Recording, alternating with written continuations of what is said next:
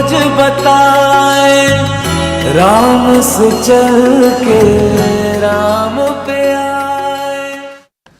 नमस्ते, प्रणाम, जय श्री राम। मैं हूं आपके साथ अजितेश मिश्रा। अयोध्या में राम मंदिर बनने और प्राण प्रतिष्ठा से पहले ही अपने अपने स्तर से श्री राम के लिए आस्था का जो भी तरीका अपनाया जा सकता था वो सबने अपनाया। अब इस कड़ी से अलग एक और नाम सामने आया है और वो है आचार्य दीदी का। भगवान की कद काठी को कोई इंसान अंदाजा कैसे लगा सकता है, लेकिन हर इंसान की नजर में भगवान तो सबसे पहले, सर्वोपरि और जीने का आधार होता है। इसीलिए आचार्य दीदी डॉक्टर सरस्वती देव कृष्ण गौड़ के नेतृत्व में शिवगंज राजस्थान से अयोध्या राम मंदिर तक पहुंचेगी 1.5 टन वजनी हनुमान गदा और 1 टन वजनी राम धनुष। अब आपको खुद से क्या बताऊं, कैसे बताऊं, इसीलिए इन सब पर हमारे साथ बातचीत करने के लिए मौजूद हैं आचार्य दीदी। उन्हीं से जानते हैं, समझते हैं इस पूरे अनुष्ठान को, इस पूरी कहानी को, इस पूरे घटनाक्रम को। हालांकि कहा जाता है कि इस धरती पर जो भी घटता है वो प्रभु की मर्जी से ही घटता है। इंसान सिर्फ एक माध्यम होता है और ऐसी ही एक माध्यम हमारे साथ मौजूद हैं आचार्य दीदी। किसी परिचय की मोहताज नहीं है। उनका एक लंबा रिसर्च एस्ट्रोलॉजी पर है और साथ ही साथ जिस मकसद को लेकर वो आगे बढ़े हैं वो इन तस्वीरों के जरिए आप बेहतर तरह से समझ सकते हैं। और खुद अब स्क्रीन पर हमारे साथ आचार्य दीदी मौजूद है। आपका बहुत बहुत स्वागत है इंडिया वॉइस पर। जय श्री राम। आपके मकसद, आपके ध्येय, आपकी सोच पर हम जरूर बात करेंगे और समझेंगे कि आखिरकार कहां से ये प्रेरणा मिली, कैसे ये सोच आई और कैसे ये ध्येय बन गया। लेकिन सबसे पहले चूंकि अगर हम फ्लैशबैक में चले तो बहुत सारे लोगों का, करोड़ों लोगों का एक सपना 500 साल बाद पूरा हुआ 22 जनवरी को। उस संघर्ष के दौर की अगर हम बात करें, उस संघर्ष में हर इंसान का कहीं ना कहीं योगदान रहा, जिसमें आपका भी नाम है। सबसे पहले दीदी ये बताइए कि आज कैसा लगता है? वो जो भावुक पल 22 जनवरी को हम सब देख रहे थे, आप भी उसकी साक्षी बनी, और आज और वो पुराना समय, उन सबको जब हम तस्वीरों में गढ़ते हैं तो मन में क्या आता है? सबसे पहले तो जब आप कल्पना करते हैं 500 साल का संघर्ष तो हम लोगों ने इन आंखों से नहीं देखा था। लेकिन जो इमरजेंसी का जो दौर गुजरा था, जहाँ साधु संतों का एक नृशंस हत्या हुई थी, उस दौर को जब देखा तो ये कल्पना तो बिल्कुल नहीं कही थी कि हम अपने जीते जी राम मंदिर को भव्य रूप में इस तरीके से स्थापित होते हुए देख पाएंगे। लेकिन ये हम लोगों का सौभाग्य है, या इतना बड़ा एक सौभाग्य कहे कि भगवान राम की ये कृपा रही कि उनका 500 साल का ये वनवास पूर्ण हुआ और हम राम लला को उस टेंट से बाहर निकालकर हमने एक भव्य राम मंदिर के रूप में स्थापित किया। इसके लिए जिन लोगों ने अपने प्राणों की आहुतियाँ दी, कितने लोगों की भावनाओं का कहीं ना कहीं दमन हुआ, बहुत सारा संघर्ष एक प्रत्येक व्यक्ति ने झेला। ये किसी धर्म का एक मुद्दा नहीं था, ये एक आध्यात्म, जो सनातन धर्म, जो हमारी एक नींव थी हमारे पूरे आध्यात्म की। भगवान राम हम सबके लिए आराध्य है, किसी जाति विशेष से नहीं था, किसी धर्म विशेष से नहीं था। वो एक पूरे भारत का एक प्रमुख देव के रूप में माने जाते हैं। तो ऐसे में अयोध्या में जहाँ उनका रामलला की जन्मभूमि थी, ऐसे जन्मभूमि के ऊपर जो मुगलों के द्वारा जो ये सारी चीज़ें की गई थी कि एक तरीके से उनको हटाकर एक मस्जिद का निर्माण करना, जो अपने आप में ही एक तरीके से कहते हैं कि अत्याचार जो शाश्वत था, जिसे किसी का कहने की या सबूत की जरूरत ही नहीं थी, जो सामने दिखाई दे रहा था। उसके बावजूद 500 वर्ष हो गए, हम अपने रामलला के घर को पुनः वापस नहीं बना पाए, अपने ही भारत देश में। तो ये हमारे स्वयं के ऊपर हास्य की एक बात होती है। लेकिन ये सपना जो हम लोग कभी कल्पना करते थे वो कल्पना पूर्ण हुई 22 जनवरी को। 22 जनवरी से पूर्व में जब ये सूचना मिली कि भगवान राम का अब स्थापना की जाएगी, जब नींव की बारी आई, जब अपने अपने हिस्से से जब लोगों ने जब इसके लिए जब एक तरीके से सहयोग इकट्ठा किया गया, तो लोगों ने करोड़ों करोड़ों रुपए, उस वक्त लोगों ने ये नहीं देखा कि उनकी बचत क्या है या उनकी बरकत क्या है, बच्चों की या बीमारी, सब कुछ भूल गए। सबने अपने अपना एक एक रुपया झोली से जो निकला वो दिया। और ऐसे ऐसे संत महात्मा आए जिन्होंने तो पता नहीं कहां से किस झोली से खजाना निकाल के दिया, जो उनके पास कुछ था भी नहीं। सब कुछ राम लल्ला के उन्हीं के आशीर्वाद से हुआ। और आज हम जो भी एक मिशन लेकर चल रहे हैं, जो वो भी भगवान राम के लिए ही है। बिल्कुल दीदी, उसी पर बात करेंगे, क्योंकि पहला सवाल मैंने इसलिए जानबूझकर किया क्योंकि 22 जनवरी को हमने देखा था, जो लोग भी वहाँ पर मौजूद थे या जो लोग टीवी के जरिए देख रहे थे या जो लोग अलग अलग मंदिरों में अनुष्ठान कर रहे थे, सबकी आंखें नम थी।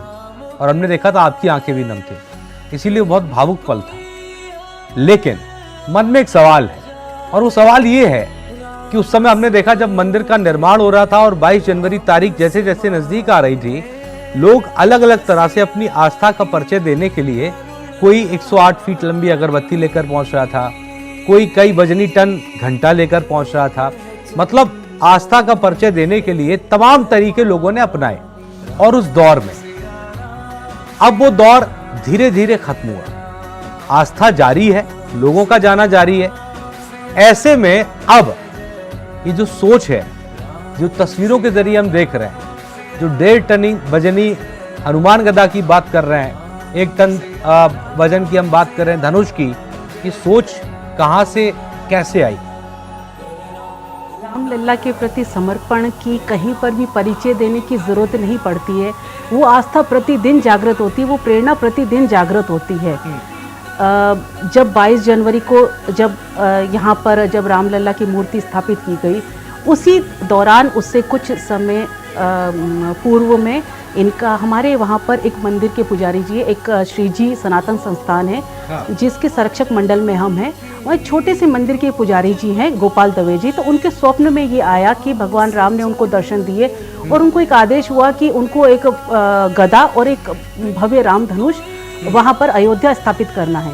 अब चूंकि एक छोटा सा मंदिर, छोटे से मंदिर के पुजारी, इतना बड़ा स्वप्न, इतना बड़ा आदेश भगवान राम का, क्योंकि स्वप्न में जब दर्शन हुए हैं तब उन लोगों ने हम सब लोगों को बुलाया, बोला दीदी ये सारी चीज़ें हुई है, कैसे उस स्वप्न को साकार किया जाए जो अकल्पनीय है, हमारे लिए तो बिल्कुल भी नहीं है। तब हम सब लोगों ने चर्चा करी, वहाँ पर कुछ लोगों को बुलाया गया, जिसमें जोधपुर के नरपत सिंह जी परिहार थे, कमल जी वैद, और वहाँ के जो राजा, वहाँ के जो महाराजा जो परंपरा से हैं उन लोगों से, और वहाँ के और भी जो ठाकुर घराने से जो लोग हैं, उन सब की एक बैठक ली गई और कहा गया कि कार्य कैसे संपूर्ण होगा। हमें नहीं पता ये कैसे प्रारंभ हुआ, हम लोग नहीं जानते। भगवान राम का एक ऐसा आशीर्वाद रहा कि प्रारंभ का भी नहीं पता और ये संपूर्ण कैसे होगा हम नहीं पता, और वो हो रहा है। अपने आप लोगों का सहयोग आया, लोग अपने आप तैयार हुए और एक भव्य राम मंदिर के लिए एक गदा और एक राम धनुष की तैयारी हुई। और अब ये संपूर्णता के ऊपर है, गदा तैयार हो चुकी है और राम धनुष तैयार होने वाला है। 8 तारीख तक वो तैयार हो जाएगा।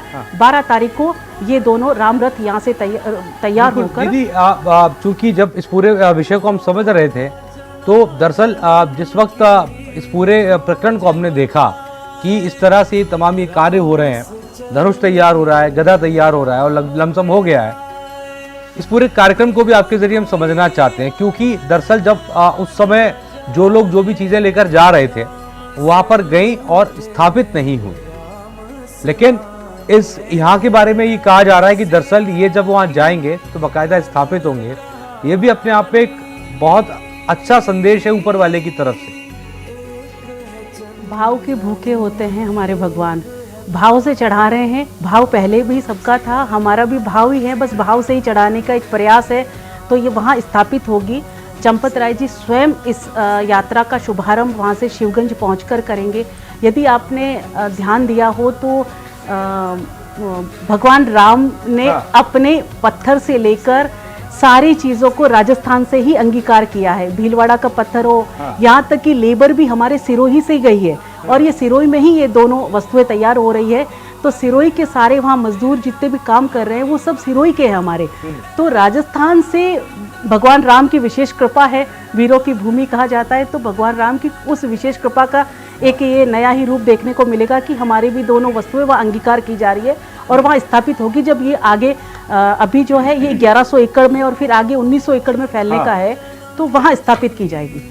दीदी, इस पूरे कार्यक्रम को अगर हम देखें जाहिर सी बात है हमें उन लोगों को भी नहीं भूलना चाहिए और उनका नाम भी जरूर लेना चाहिए जो इस पूरे कार्यक्रम में आपका साथ दे रहे हैं, इस पूरी क्रिया में हर तरह से योगदान दे रहे हैं। वो कौन कौन से वो लोग हैं जो पर्दे के पीछे से लगातार इस काम को कर रहे हैं और आपकी सहायता कर रहे हैं और इस पूरे काम को अंजाम देने में दिन और रात बिना देखे हुए लगे हुए हैं। क्योंकि हमने देखा था जब मंदिर बन रहा था उस समय भी 24 घंटे काम हो रहा था और जो वहाँ पर जो काम करने वाले लोग थे वो मजदूरी नहीं कर रहे थे, वो अपना कर्तव्य निभा रहे थे। और ऐसा ही एक काम ये भी है।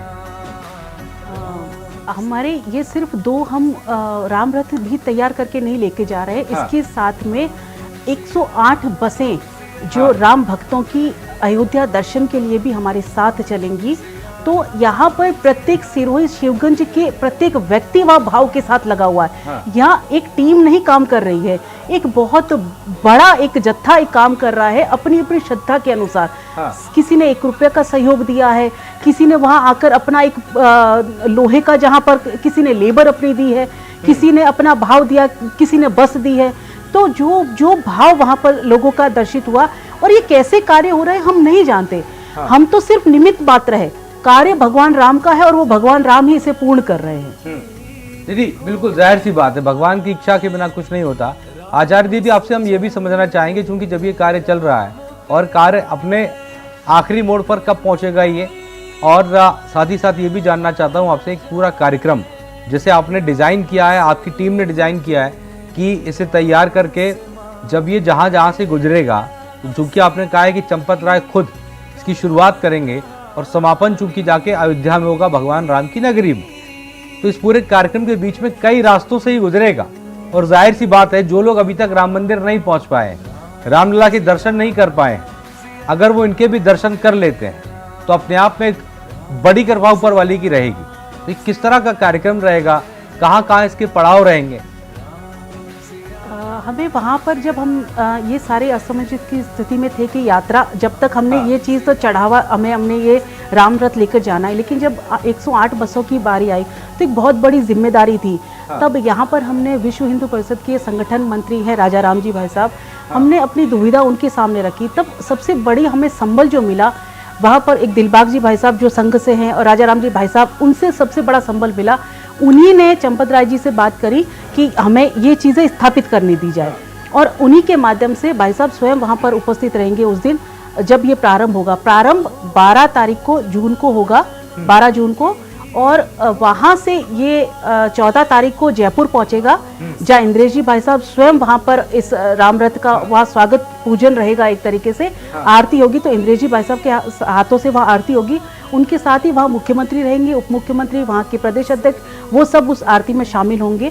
उसके बाद में ये पड़ाव आगे जो जयपुर रुकेगा, बर में भी रुकेगा, उसके बाद जयपुर रुकेगा। उसके बाद में हम लोग आगरा एक पड़ाव रखेंगे, तो आगरा पर भी उप मुख्यमंत्री और इन सब से बात चल रही है, तो वहाँ पर ये लोग पहुँचेंगे। फिर लखनऊ ये पड़ाव जाएगा, लखनऊ रुकेगा एक पड़ाव, वहाँ पर राजनाथ सिंह जी और ये वहाँ पर आरती पूजन में रहेंगे। उसके बाद में अंतिम पड़ाव जो है अयोध्या में रहेगा। तो अयोध्या पर हम आशा करते हैं योगी जी से कि योगी जी स्वयं वहाँ पर, चूंकि हम भाव से आ रहे हैं तो भाव से जैसे भगवान राम बिल्कुल, और उनका भाव तो है ही जी, उनका भाव हमने तभी देखा जब वो मुख्यमंत्री बने और उसके बाद जब अयोध्या में दिवाली की शुरुआत हुई तो वो भी अपने आप में एक भावुक पल लोगों के लिए था। और जहाँ तक मेरा मानना है तमाम जो राम भक्त हैं और जो विश्वास रखते हैं उनके लिए वो भी उस समय से उन्होंने समझ लिया था कि राम मंदिर एक न एक दिन ज़रूर बनेगा। दीदी इसके साथ ही साथ मेरा सवाल ये है कि जैसा कि मैंने शुरुआत में कहा था कि कई सारे जो लोग अपना अपना सामान लेकर गए, अपनी अपनी जो निष्ठा थी, आस्था थी, उसको लेकर गए, तो वहाँ स्थापित नहीं हुई। ये धनुष और ये गदा वहाँ पर स्थापित होगी। इसके लिए अभी तक कहाँ तक ये बात जो पहुँची है, क्योंकि इसके लिए भी जाहिर सी बात है जगह अलग से चाहिए होगी। इसके लिए परमिशन की भी अगर हम बात करें, हालांकि विश्व हिंदू परिषद जिस तरह से लगातार आपके इस पूरे कार्यक्रम में आपके साथ है तो उसमें मुश्किल नहीं है, लेकिन फिर भी अपने आप में एक बड़ा चैलेंज ये भी है कि इसको स्थापित इतना वजनी गदा और इतना वजनी धनुष उसको वहाँ पर स्थापित करना, ये भी अपने आप में एक चैलेंज है। कि भगवान की कृपा रही तो जाहिर सी बात है सब कुछ संपूर्ण पूरी तरह से होगा, लेकिन फिर भी आपके लिए कितना मुश्किल लगता है? देखिए अभी मंदिर का जो विस्तार हो रहा है तो वो 1100 एकड़ से आगे तक फैलेगा। अभी ये विस्तारित हो रहा है तब राजा राम जी भाई साहब से उनसे बात हुई, तब उन्होंने कहा था अभी तो एक बार इसको वहाँ विश्व हिंदू परिषद के सभागार में उतारा जाएगा, उसके बाद में जब इस जो मंदिर की जो योजना आगे जब बढ़ रही है उस विस्तार के अंदर इनको कहीं पर स्थापित किया जाएगा। और बाकायदा और हम लोग इसलिए भी यहाँ पर संतुष्ट है कि हमने इस गदा पर इस पर कहीं पर किसी का नाम नहीं रखा है, ना हमने अपने लोगों में से हमने कोई आस्था में नाम कहीं पर भी इन्वॉल्व नहीं हुआ है। हम बस एक तरह से हमारी आस्था है और हमने आस्था को वहाँ पर सुपुर्द करना है बस भगवान राम के चरणों में, और उन्हें अंगीकार करने के लिए हमने निवेदन किया और हमारे निवेदन को स्वीकृति मिली। ये हमारे लिए सौभाग्य की बात है। यदि अब तक अगर हम बात करें, ताज़ा अपडेट अगर हम बात करें, क्योंकि काम लगातार जारी है और जैसा कि आपने बताया कि लमसम तैयार है गदा भी और धनुष भी। अब यहाँ पर महत्वपूर्ण सवाल है और सबसे अहम सवाल ये है, हालांकि आपने पहले इसका जवाब दिया है कि तमाम लोगों का योगदान रहा, 1 रुपए से लेकर जितना आदमी ने दे सकता था योगदान दिया है। अभी तक ये कितना तैयार हो चुका है और आपके अंदाज से कि कितनी तारीख तक बिल्कुल पूर्ण हो जाएगा, और जब संपूर्ण होगा, क्योंकि अभी अगर हम तस्वीरों में देखें तो काम चल रहा है, संपूर्ण होने के बाद अपने आप में बहुत अद्भुत जो दृश्य है वो नजर आएगा जब ये स्थापित होगा वहां पर। 8 तारीख को ये पूर्ण हो जाएगा, क्योंकि 12 तारीख को हमें राम रथ वहाँ से प्रस्थान करवाना है। तो 8 तारीख तक को उनसे जब हमने वहाँ से बात की, क्योंकि 2 दर्जन से ज़्यादा वहाँ पर लेबर लगी हुई है इनको बनाने में, तो हमने अभी लेबर भी बढ़ा दी है कि उसको लेबर को आगे और ज़्यादा लेबर को बढ़ा के उस काम को संपूर्णता पर लेकर गए हैं। 12 तारीख चूँकि पहले फाइनल हो चुकी थी, तो इसलिए 8 तारीख तक ये पूर्णतया दोनों ही जो हम भेंट हैं हम लेकर जा रहे हैं वो दोनों ही पूर्ण हो चुकी होगी। पूरा काम। एक सवाल और है, वो सवाल ये है कि चूंकि हालांकि राजनीति का विषय नहीं है और ना ही किसी आस्था का सवाल है, चूंकि आस्था पर तो सवाल हो ही नहीं सकता, मैं ये समझना चाह रहा हूँ कि ये जो ख्याल है, हालांकि आपने घटनाक्रम बताया किस तरह से स्वप्न आया, उसके बाद इसकी शुरुआत हुई 22 जनवरी, और उस दौरान क्यों नहीं और इस समय आकर क्यों? क्योंकि ज़्यादातर लोग अगर हम बात करें क्रेडिट लेने के लिए आगे आते हैं और सही मौके की तलाश करते हैं, लेकिन अगर हम उस लिहाज से बात करें, राजनीति से आपका कोई लेना देना है नहीं, आपका नाता भगवान राम से, और भगवान राम तो चूंकि पूरे साल 7 दिन 12 महीने लोग उनकी पूजा करते हैं, ये समय चुनने का जो है ये खास तौर पर कैसे डिजाइन किया गया कि हाँ ये समय रहेगा, क्योंकि समय जो था लोगों की नज़र में जो क्रेडिट लेने वाला समय था वो तो निकल चुका है। जी, अगर हम यही चीज़ 4 जनवरी से पहले करते, अगर प्रस्थान करवाते, तो हर जिले हर उस विधानसभा पर हमें सारे विधायकों का जो सहयोग है चला के मिलता, क्योंकि इलेक्शंस का माहौल था। तो लेकिन हमारा सिर्फ इतना सा ही है कि हमने प्रारंभ किया है भगवान राम के भरोसे। भगवान राम के भरोसे हमें चैलेंज अभी बहुत ज़्यादा हम लोगों को इस यात्रा के दौरान बहुत सारी चीज़ों की असुविधाएं भी होगी, लेकिन हमने सबसे एक ही चीज़ कहा है, भगवान राम की श्रद्धा है। जब पैदल यात्रा भी होती है तो यहाँ तो बसों की यात्रा है, तो हमें अपने भाव से इस यात्रा को पूर्ण करना है, और जो जो सहयोग के लिए आते हैं भगवान राम की भक्ति में जिनको आस्था है वो सहयोग उनका मिलेगा, बाकी तो हम तो हैं ही तैयार। जी, आचार्य दीदी, आपने भगवान राम को टेंट में भी देखा और आज एक भव्य महल कह लीजिए आप उसमें भी देख रहे हैं, कैसा लगता है? बहुत सुंदर, एक भगवान राम का एक जो सौंदर्य जो निखर के आता है, तो वो आपने जैसे बोला कि आंखों में आंसू आने वाली बात वो होती है कि जब हम सुबह उठकर जिनका नाम ही हम भगवान राम का जब नाम लेते हैं, तो मन में एक पीड़ा ज़रूर होती थी कि नाम तो ले रहे हैं लेकिन कर क्या रहे हैं भगवान के लिए। एक उसी देश में रह रहे हैं लेकिन इतने मजबूर हैं कि हम भगवान राम के लिए कुछ भी नहीं कर सकते। वोट देने का अधिकार तो है, लेकिन भगवान राम को उस टेंट से उस वहाँ पर लाने का अधिकार नहीं है। लेकिन धन्यवाद देना चाहेंगे प्रधानमंत्री जी का, जिनके कार्यकाल के दौरान ये संपूर्ण हुआ। योगी जी को धन्यवाद देना चाहेंगे, जिनके कार्यकाल के दौरान भगवान राम स्थापित हुए। तो ये बहुत आज भी हम जब देखते हैं तो एक कल्पना से बाहर हो जाता है कई बार कि वाकई वो स्थापित हो चुके हैं ना। आज भी कई बार वो मन में आता है ना कि हो भी गया, पूर्ण हो चुका है। तो वो एक भावुक क्षण था, है, हमेशा के लिए रहेगा। और सबसे बड़ी चीज़ है कि हमारे जीते जी हो गया।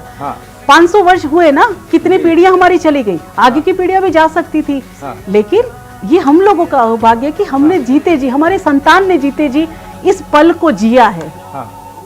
जाहिर सी बात है और बेहद महत्वपूर्ण है। आपने जैसा कि कहा कि कई लोगों का संघर्ष रहा, और जब ये समय आया तो कई सारे लोग तो ऐसे थे जिन्होंने संघर्ष किया और इस दिन को वो नहीं देख पाए, उससे पहले वो चले गए दुनिया को छोड़कर। और ये आज की तारीख में उन लोगों के लिए जो संघर्ष कर रहे थे और जो इस दिन को देख पाए वो काफ़ी महत्वपूर्ण था। दीदी एक सवाल और है, वो सवाल ये है कि चूंकि जब हम भगवान को टेंट से निकलकर भव्य महल में देखते हैं, मंदिर में देखते हैं, और आप क्योंकि एक एस्ट्रोलॉजर भी हैं, मैं ये जानना चाहता हूँ, दर्शक भी समझना चाहते हैं, वो ये आपसे ही पूछना चाहते हैं, क्योंकि ये जो तारीख निर्धारण की गई है क्या कोई मुहूर्त के तहत है, कोई खास संयोग बैठ रहा है इस तारीख को, या फिर ये भगवान के नाम पर कभी भी? देखिए, भगवान को जब स्थापित करने का जब समय आया तो उसके लिए जब सारे ग्रह नक्षत्र सब भगवान के अधीन होते हैं, तो भगवान के नाम लेकर अगर हम कोई भी कार्य करना शुरू कर देते हैं तो वो अपने आप में संपूर्ण हो जाता है। तो बस इससे भी ऐसा ही मानिए कि तारीख कोई भी हो, महीना कोई भी हो, पल कोई भी हो, घड़ी कोई भी हो, पंचांग के पांचों जो अंग होते हैं वो कोई भी हो, लेकिन ये सच है कि भगवान राम के सुपुर्द किया गया काम पूर्ण होना ही था, और वो घड़ी अपने आप में पुण्यकारी हो गई जब भगवान राम लला वहाँ स्थापित हो रहे थे। दीदी एक और सवाल, और चूंकि आपके प्रोफेशन से जुड़ा है, प्रोफेशन बोल रहा हूँ इसलिए बुरा मत मानिएगा, आपका प्रोफेशन है, चूंकि आपने एक लंबा रिसर्च किया है ग्रहों को लेकर अगर हम बात करें, और एस्ट्रोलॉजी पर खास आपकी पकड़ भी है।